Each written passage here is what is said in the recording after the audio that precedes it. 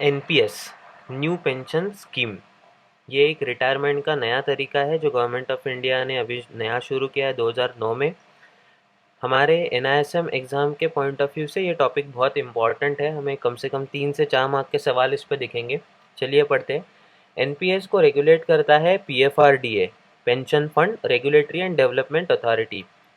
इसे आईआरडीए या सेबी रेगुलेट नहीं करता है, इसे सिर्फ PFRDA, pension fund regulatory and development authority he regulate करता है। ठीक है, जो भी कंट्रीब्यूशंस आते हैं, जो भी लोग इन्वेस्ट करते हैं, इसे मैनेज करते हैं पेंशन फंड मैनेजर्स, जो कि प्रोफेशनल पेंशन फंड मैनेजर्स होते हैं, जैसे कि म्यूचुअल फंड के फंड मैनेजर्स।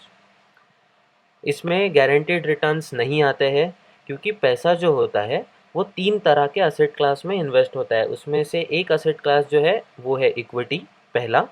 दूसरा asset class C stands for corporate debts, और तीसरा G stands for government of India securities, government of India bonds.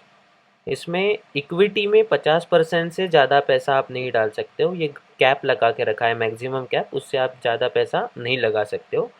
Corporate date और गवर्नमेंट ऑफ इंडिया बॉन्ड्स में आप कितना भी पैसा लगा सकते हो। मिनिमम आपको 500 रुपया मंथली या एक शॉट में वन टाइम 6,000 रुपया इन्वेस्ट करना पड़ेगा। ओके, आप एनपीएस में जब पैसा लगाते हो तो आपको एक नंबर मिलता है। जैसा आप बैंक में अकाउंट खोलते हो तो आपको नंबर मिलता है, वैसे ही एनपीएस खोलने से, एनपीएस में इन्वेस्ट करने से आपको एक नंबर मिलता है, उसे कहते हैं प्रान, permanent retirement account number. NPS के तहत 2 अकाउंट खुलते हैं।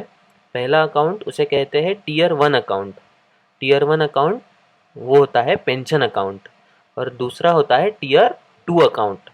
Tier 2 account is a saving account.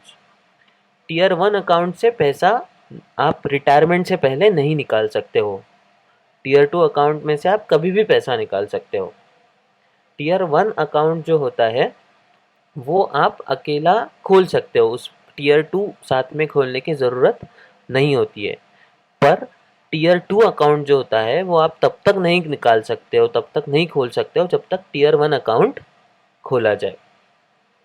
ये होता है एनपीएस।